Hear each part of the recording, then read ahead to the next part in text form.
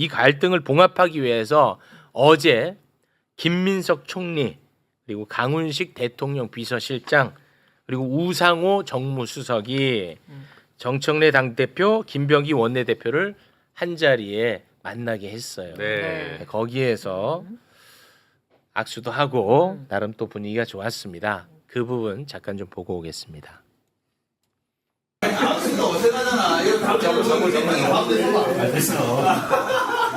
가끔 싸워야 되겠다.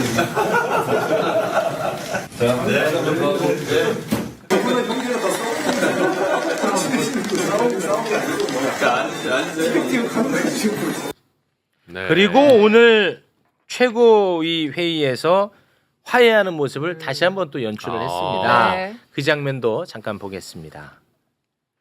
김병기 원내대표께서 여러 가지로 마음고생도 심하고 힘든 며칠을 보내신 것 같습니다. 우리 김병기 원내대표님께 위로드리고 더 힘내시라고 네, 여러분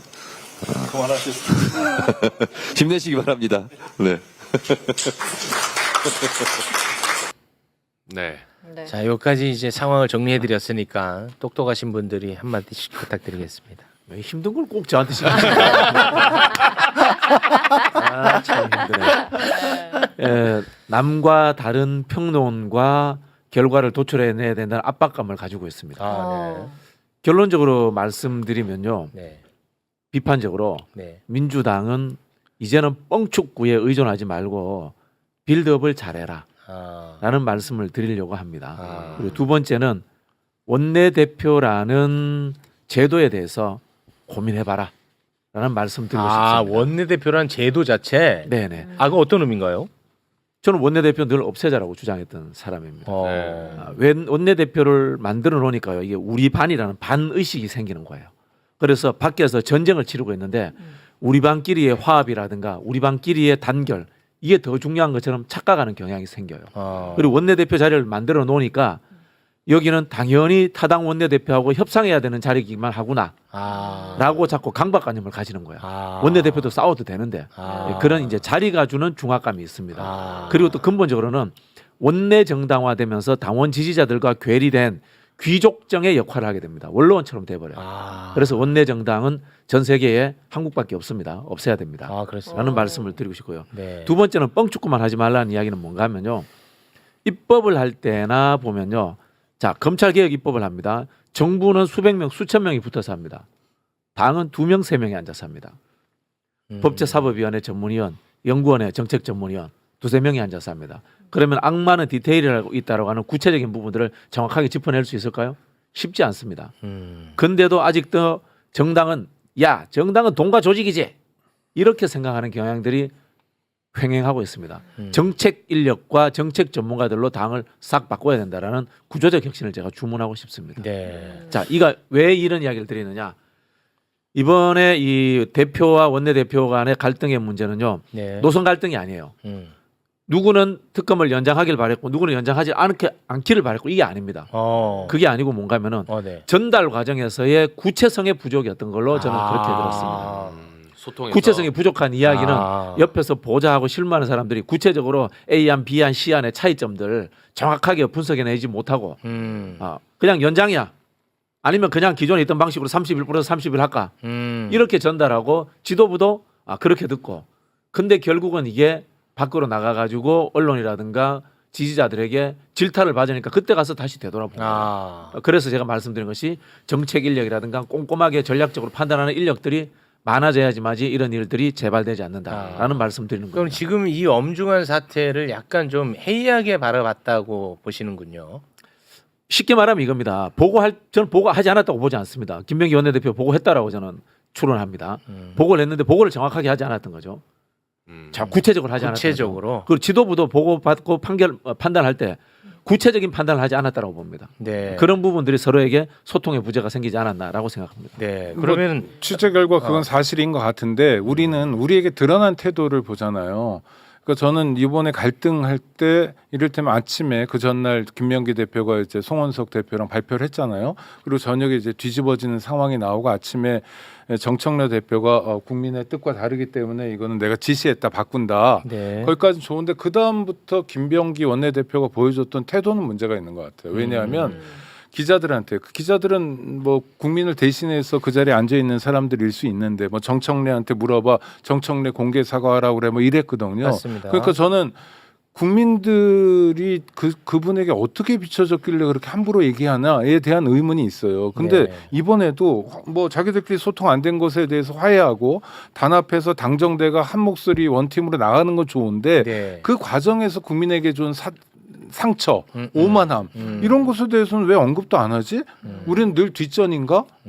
함부로 얘기했잖아요. 함부로 갈등을 노정했잖아요. 그러니까 제대로 보고했든 보고를 못 받았든 간에 내부 사정은 있지만 네. 그 속내까지 우리가 알게 됐잖아요. 그럼 우리에게 먼저 이야기해야 되는 거 아니냐. 이런 중요한 시기에 네. 국민 여러분 정말 죄송합니다. 제가 무능했습니다라고 사과하고 나서 자기들끼리 화해하든 뭐 팀이 어떻게 뭐 회식을 하든지 이렇게 가야 되는데 전 여기서도 국민들은 조금 밀려난 것 같아서 아쉬웠어요. 근데 그 두 분 다 사과하기는 했습니다. 네. 네. 했는데요. 예. 저 그만하세요. 공감하면서 네, 네. 야당하고 여당은 다르거든요. 여당은 뻥축구하면 안 됩니다. 여당은 검찰개혁 1이야 2야 이렇게 툭 던지는 거 아니에요. 여당은. 여당은 디테일하게 문제점들도 지적하고 거기에 대해서 파생되는 것들도 해결할 수 있는 프로세스까지 밝혀줘야 되는 거예요. 사법개혁도 마찬가지고요. 네. 알겠습니다. 그럼 제가 구체적으로 그러면 여쭤볼게요. 지금 뭐 댓글에서도 또 다시 굉장히 뜨거워지고 있는데 현실적인 질문. 지금도 뭐 계속 뭐 누구 사퇴해라 뭐 이런 글들 올라오는데 그치? 그렇게 단순하게 결론 내리면 안 된다는 거예요. 그렇게 가면 안 여당은. 된다는 거죠. 왜냐하면 국정을 운영해야 되기 때문에. 네. 그러면은 어떻게 가장 아름답게 정리가 돼야 된다고 보십니까? 일단은 두 사람 사이에서의 봉합은 됐습니다. 이 사태에 대한 봉합은 어떻게 해야 된다고 보십니까? 일단은 국민 여론이죠. 국민 여론이 특검 연장을 바라고 있느냐 안 하느냐 이거 당연히 바라고 있잖아요. 그죠? 네. 연장해야 되는 겁니다. 네. 두 번째는 전문가 의견입니다. 여기 전문가 누구예요? 특검이에요. 특검한테 물어봐야죠. 근데 물어봤대요. 근데 물어봐는 과정들을 국민들이 알았습니까? 우리 그 이른바 이 대한 언론이라든가 여론이 알았습니까? 몰랐잖아요. 그렇게 진행하는 스타일의 문제인 거예요. 네. 이재명 대통령이 이런 이야기합니다. 검찰개혁 과정에서 갈등이 생기면은 주제를 무대 위에 올려놓고 충분히 토론하라라고 이야기를 합니다. 네. 근데 우리는 토론의 부족과 아까 말씀드린 뻥축과 일단 센터링 띄우기 바쁜 거야. 1번이냐 2번이냐 공 올릴 테니까 대중들 보고 수고 선택해라 이렇게 해버리니까 요즘 누가 지적합니다마는 일부 우리 뭐 저기 아닙니다. 우리 체육 앵커님이나 김호준 씨 아닌 이상한 사람들이 A냐 B냐 가지고 갈라치기하고 싸움질 하는 거예요. 그런 상황 만드는 거죠. 아니 그러니까 이제 이미 어찌됐든 간에 그 개정안은 통과가 됐으니까 네네. 그래도 지금은 뭐 이 여론이 뜨겁잖아요. 보세요. 지금도 이거를 현실적으로 지금 두 사람은 봉합이 됐다니까. 그런데 아니, 이 뭐 사태에 대한 내란 특검은 봉합. 간단합니다.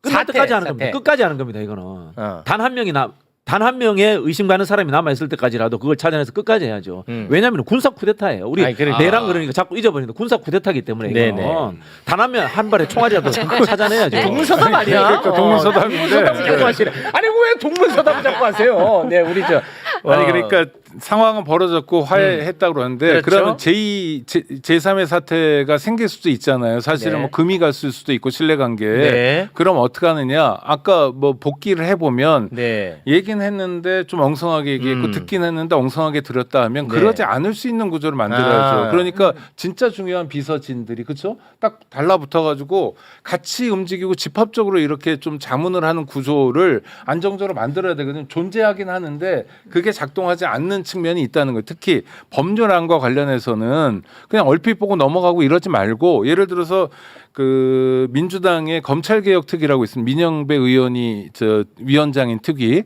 여기서 회의할 때 보면 법사위원들 다 들어와라. 그다음에 법무부 들어와라. 그다음에 민주당의 검찰개혁 특위 같이 모이자. 이래가지고 3, 4주체가 같이 논의하고 이런 모습들을 보여주거든요. 그러니까 민주당이 자꾸 그런 모습을 확인해야죠. 그래서 우리가 혹시 놓치는 건 없는지 대통령 기자회견에서 얘기했잖아요. 정부조직법 불편하면 6개월 동안 참으면 된다. 내란 극복이 당면 과제다. 그러니까 그게 가장 중요한 우리의 원칙이다. 집권한 이유가 내란 극복에 있다. 국민적 요구다라는 걸 계속 실무적으로 까먹지 않을 수 있도록 당 지도부가 안전장치를 마련하는 게 저는 굉장히 중요하다고 두 생각합니다. 분은 지금 이 사태 수습은 앞으로 잘하는 모습을 보여주면서 수습해라 네. 이렇게 정리하면 되겠죠. 네. 네. 뭐 그 당연한 거고. 그렇게 정리합니다. 구조적으로 보자면 저 김병기 원내대표 좋아합니다. 김병기 원내대표를 특정해서 하는 이야기는 아닌데 네. 원내대표를 없애야 되고요. 네.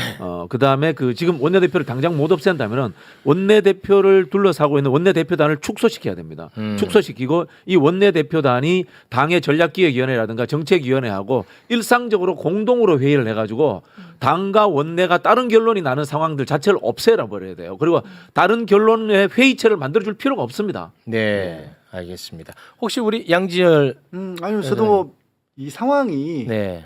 감정적으로 흐르기 쉬운 상황인 건 맞는데 네. 아까 이제 우리 저 군인권센터 소장님도 얘기하셨지만 극복해야 될 일이 너무 많은 상황이어서 좀 심각합니다. 내부에서 여기 빼고 저기 빼고 다 물러나면 누가 해요 지금 상황에서는 그럴 만한 상황은 아니다. 무엇보다도 아까 최경카하고 저도 똑같은 생각인데 대통령도 그렇게 지적하죠. 내란과 관련된 부분에 있어서는 타협은 있을 수가 없어요. 그렇습니다. 그거를 정확히 이번에 민주당도 배웠어요. 이번에 시겁했어 네. 다들. 네, 정확히 네. 배웠어야죠. 그거는 그래도 네, 예. 그거 아니 진짜 국민의힘이 느슨해지는 건 저도 이해를 해요. 아이, 그럼요. 왜 사람들이 분노한지도 이해하는 게 국민의힘에서 아니면 법원이 이렇게 나서는 거는 충분히 저자들은 원래 힘을 빼기 위해서 저런 말을 일부러 하는구나 하는데 민주당은 그러면 안 되죠. 네. 절대로 그러면 안 되죠. 앞으로는 이런 일은 없을 가능성이 높다고 봅니다. 아유 이거 한 번 더 있으면요. 시겁했으니까. 아유, 기억하세요?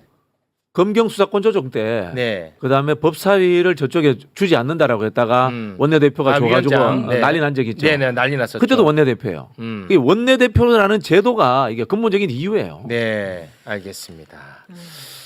자, 지금 상황이 굉장히 엄중합니다. 네. 그러니까 우리 교수님 의견 짧게 한번 들어볼게요. 아까 얘기를 좀 잠깐 들어보니까 이 검찰 개혁한다고 하니까 특검에 있는 검사들이 태업을 한다는 이야기. 네.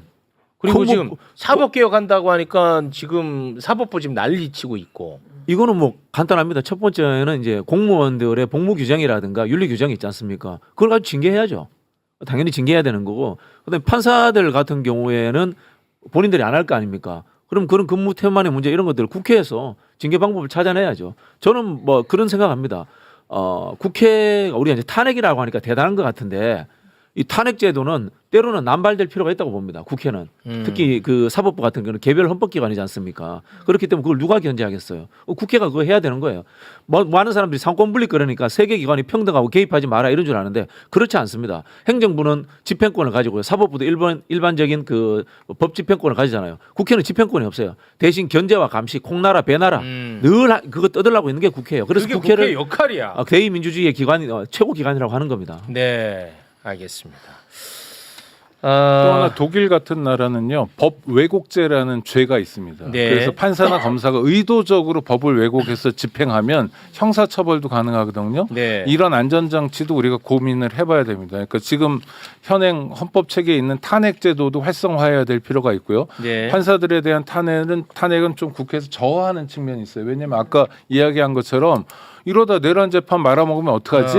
영장 하나도 안 나오면 어떡하지? 맞아. 완전히 건드렸을 때 저쪽에서 대놓고 땡깡 부리면 맞아. 어떡하지에 대한 두려움 때문에 그러는데 헌법상 제도인 만큼 활성화할 필요가 있고요. 또 하나는 법 왜곡죄라는 것도 고민해 볼 필요가 있습니다. 네, 알겠습니다.